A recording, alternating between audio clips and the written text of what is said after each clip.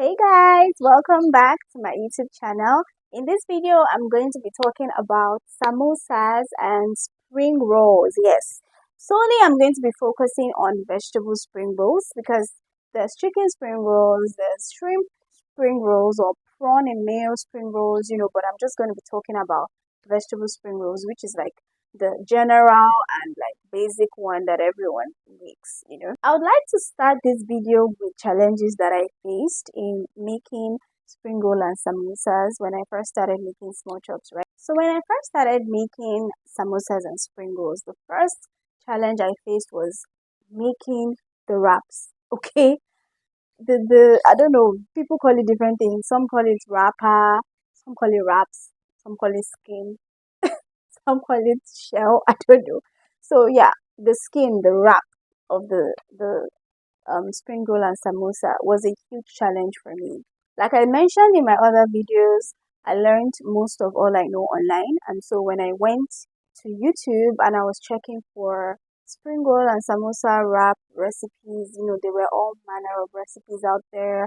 Some people use runny batter, some people use thick batter, some people make the wraps in the form of dough, like they literally roll it out and then they steam it or bake it and then peel off the wraps. So many different methods of making it. Well, I'm just going to focus on what worked for me, okay? So you do not have to go through all that stress, really. First, disclaimer in making wraps. Everyone knows that when you're making small chops wraps, everyone recommends that you use a non-stick pan. As a matter of fact, these days there's a specific pan or like a custom pan for making crepes. Is it crepes or crepes? You know what I'm talking about. So they use it to make small chops wraps. This is because most people do this thick dough that they use their hands and like rub it into the pan and that's how they make it. So because of that room of rubbing it in, they have to use a non-stick pan to do that. I discovered that you can actually use a non-stick pot as well. You don't need to use a non-stick pan. For me, when I first started, I didn't really have much money to really buy everything. And so I was kind of making use of what I already had available. And I made use of non-stick pots because that is what we have at home. We have like different sizes of non-stick pots, right? We didn't really have non-stick pan. And so for that, I decided to use the brush method. So I discovered that some people make their wrappers with just, flour and salt and water. And that's about that. And it comes out well.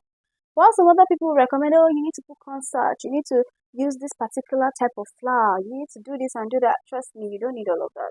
Like, you just need flour, water, and salt to taste. And that's about that. The only thing is the consistency. Now, speaking of consistency, one of the things that I observed is when you make your wrappers too thick, that is, when your batter is thick and you make your wrappers that way, when you fry your samosas and spring rolls, it's going to have tough skin. Now, in the sense of when it cools down, when it's hot, you get that crunchy vibe and you bite into it. It's crunchy, it's nice, it's hot. But once it cools down to room temperature, trust me, it's going to have this chew and this toughness to the skin. I don't know how to describe this, but I noticed that. And, it's going to be like when you want to bite into something and you have to pull it. That vibe, that is what you get if your wrapper is too thick in making it in the first place. So I noticed if you make your wrappers too thin as well, when you're frying your samosa or spring roll, it's going to most likely burst in the oil. It's most likely going to burst because the skin is not thick enough to withhold that heat, and there's already filling that has some sort of moisture inside, and so it's going to be a disaster. So getting that perfect consistency for your wrappers is very, very key. And so what I do is when I'm making my batter for my wrappers, I make sure that it is thin. Not too thin. It has some body. Like if you put a brush in it and you brush it on your pan, you can see streaks of the batter. You can literally see a swipe of the batter, right? If you make it too thin, when you dip your brush in and you swipe it in your non-stick pan, it's going to be almost translucent. That is too thin. That is not what I'm talking about, okay? You want to still see like a swipe of butter, like it's still white. It's a butter, right?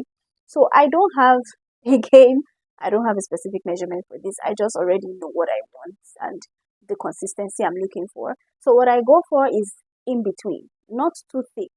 And I like to mix with my hands so I can actually, feel and look at it like, okay, it's actually not too thick and not too thin, okay? So what you want is to mix the batter. Just put your flour. Maybe you can add like a cup of flour. You can put half a cup of water for starters, and then you can sprinkle in some salt, right? So once you mix that in and you notice that maybe it's thick, if you pick it up with your hand and it's kind of sticking to your hand, it's not like, you know, giving like a slow pour down back into the bowl, then it's too thick. You're going to add much more water. Now, the water and the flour cannot be the same measurement. That one is for sure, right?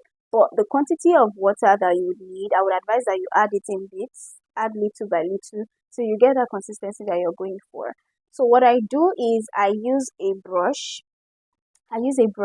This you can use a silicone brush or this paint brush that they sell that has a red handle, strictly for your wraps, right? That is what I use. And so I use that, I dip it into the batter, and I kind of just swipe around in the non-stick pots because I don't use a pan.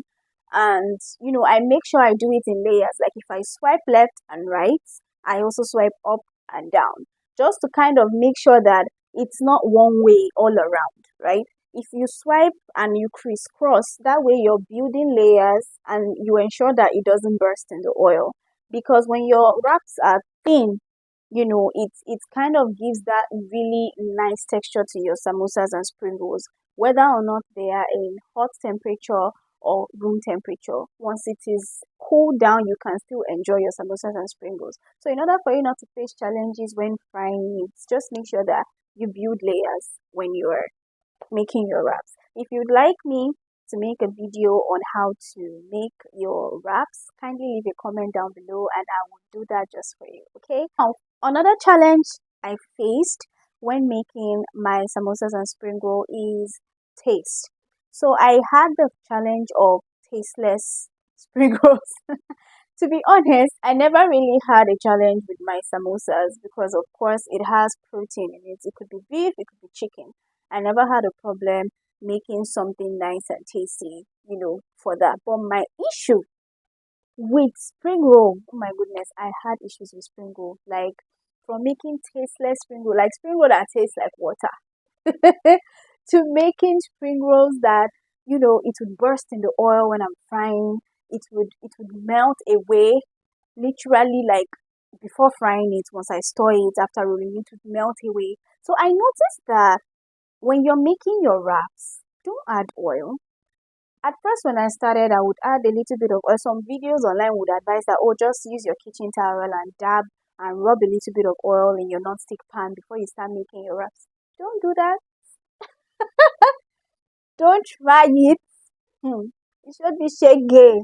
Like it wasn't even funny, you guys. The wraps would be sticking to each other. If you add oil when you're making your wraps, you can't stack them on each other. It will stick to each other, number one. Number two, when you roll in your filling, whether it's samosa or spring roll, and you store it, like maybe you're going to a venue, you want to go and fry, because that happened to me. I was literally going to fry for some guests. On getting there, lo and behold, it had melted away. Like all the wraps stuck together, it melted, the filling. It was a mess. It was God that delivered me that day. God just gave me understanding clients. It was God that delivered me that day. And so I learned that you do not add oil when you're making your wraps. Let it be a clean and dry non-stick pan, okay? For the taste, when it comes to the salt, you cannot over season your filling in the hopes that that seasoning will make the overall spring roll tasty. That is a very wrong notion. You want to season your wraps and season your filling as well, okay? So for the wraps, you use just salt. How I know that my salt is okay is once I mix the batter, I give it a taste. Once I can taste that there is salt in this thing, then we're good to go. If you cannot taste that there is salt, add more. Trust me, add more salt.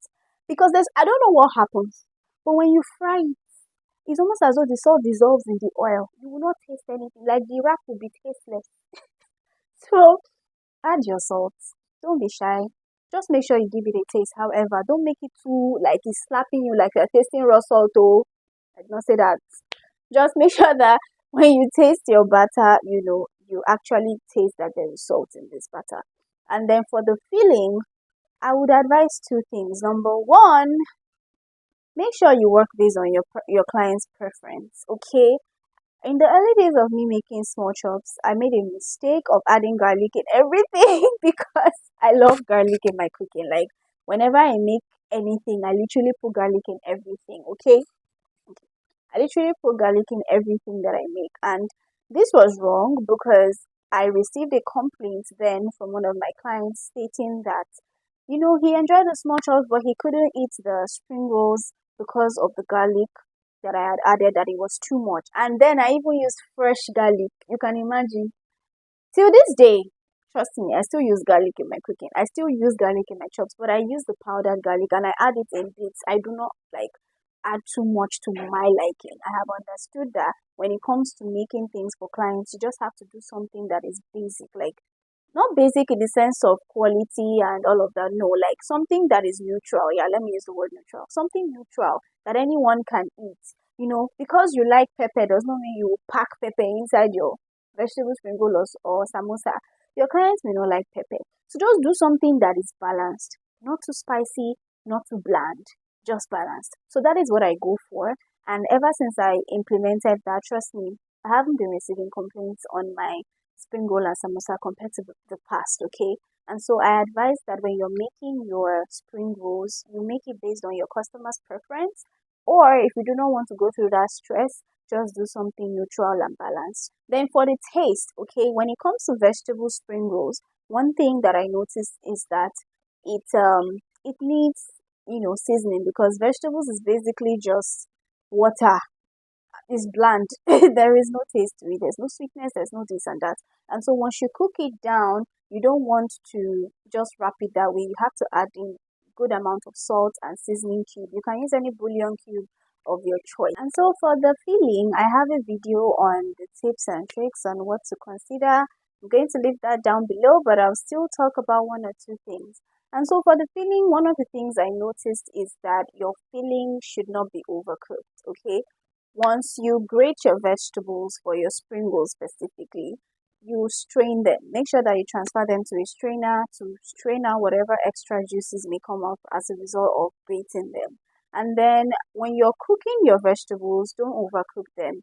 These vegetables have water content in them. So when you overcook them, it releases all those juices and it becomes mushy and moist. Once you put them into your wraps, it's going to soak up those wraps.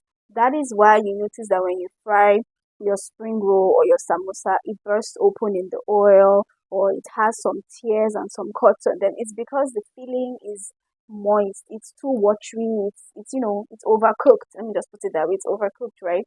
And so what you want is you just want to saute, just lightly stir fry your vegetables, add in all your seasoning and all of that, taste and make sure it's okay and take it off the heat. You don't want to overcook them. And then for your samosa, really, it's the same thing, even though your samosa is mostly protein, maybe minced beef or minced chicken. Just make sure that you season it really well.